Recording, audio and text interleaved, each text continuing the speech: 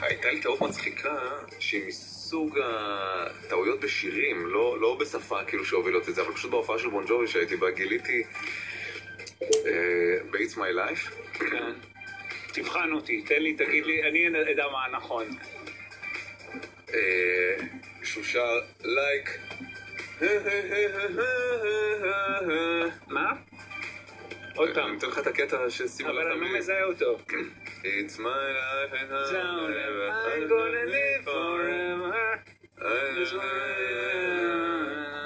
רגע, איפה זה מגיע? שהוא עולה בפזמון, יש עוד דליה. It's like an open highway. Like Frank S. said, I did it my way. אז אני חושב שגם אתה טועה פה, אבל אתה יותר קרוב. אני חושב שזה like... אני גיליתי בהופעה שזה like פרנקי, אני חושב שזה פרנק סינטרה שהוא שר, זה כאילו I did it my... אני חושב שהוא אמר פרנק. אני חושב שהוא אומר like פרנקי said I did it my way. לא כאילו פרנק אס? פרנק אס? סינטרה? לא נראה לי. ומה חשבת שזה? זה בטח לא like פרנקנשטיין. לא. I did it my way. Like פרנקנשטיין I did it my way. א', גם פרנקנשטיין did it his way, אבל I did it my way די מוכר את זה שאחד איזשהו ריבו קודם לפרנק סינטרה. לא שמתי, כאילו לא התעכבתי על זה אף פעם. אתה מבין, פשוט כאילו זרמתי על גל העברות כזה, אף פעם לא... קלאסי. אבל זה פחות לבית הספר של ג'רוזלם פוסט ויותר כאילו בית ספר לקשב. חיממו את בון ג'ובי, גיא ויהל. ואני עוד לא נכנסתי כאילו פנימה כשהם הופיעו, כי הגעתי יחסית מאוחר, אבל הם נשמעו טוב. באמת נשמעו טוב. הם תמיד נפלאים טוב, הם אחלה. לא ראיתי אותם בהופעה אף פעם, אז ממש עשה לי חשק לראות אותם בהופעה. הם אחלה. למרות שזה, אני לא יכול להימנע מרגעים מביכים שהם... מה? שמבקשים מהקהל לשיר איתם ולא שרים. זה קרה? זה קרה...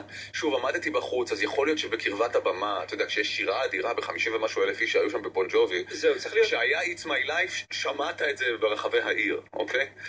עמדו גיא ויעל, ובאמת נשמעו מצוין, ומלהקה טובה, אבל זה דברים שקשה לשמוע, לפעמים אתה אפילו יכול לראות, לא יודע מה, וידאו של ביונסה, בהיילו, מעבירה את המיקרו, כאילו, מכוון את המיקרופון לקו, אתה לא שומע, היא שם השירה, היא שם, אתה לא תמיד שומע את זה.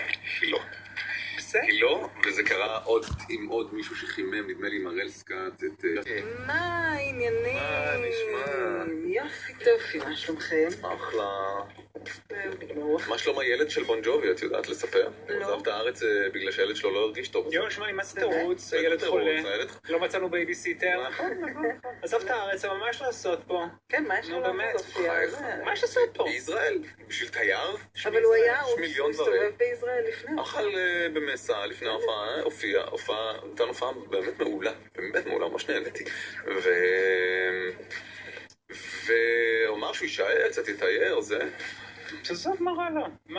מה יש פה שלו בבית? תחזור הביתה. איזה שיער יש לו, כפרה עליו, וואו.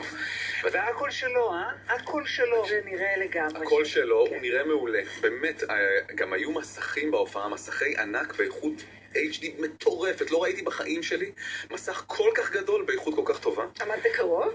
עמדתי כזה לא מאוד רחוק, אבל גם לא מאוד קרוב. היית גולדן.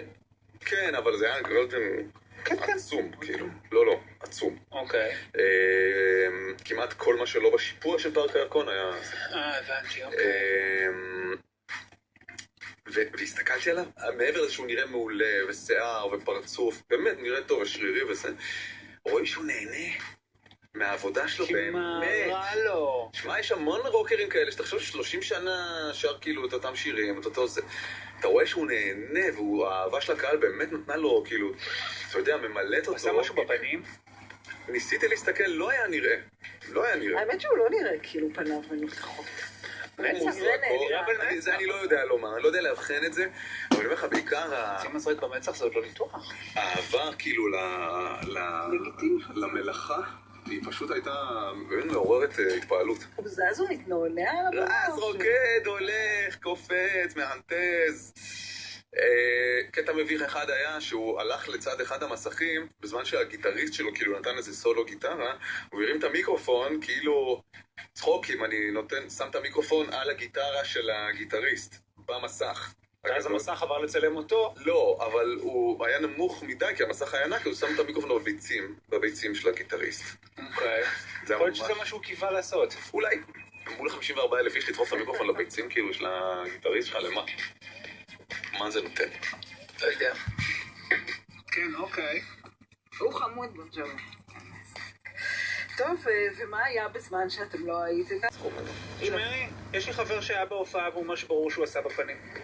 באמת? כן. בוטוקס כאילו. חשבתי שאתה מדבר על חתונה של בר רפאלי. לחנוך את ההופעה זה גם כאילו... לא, יש לי חבר שהיה בהופעה של בון ג'ובי והוא אומר ברור שעשה בפנים, אבל זה דעתו כמובן. איך לא יעשינו בחיים?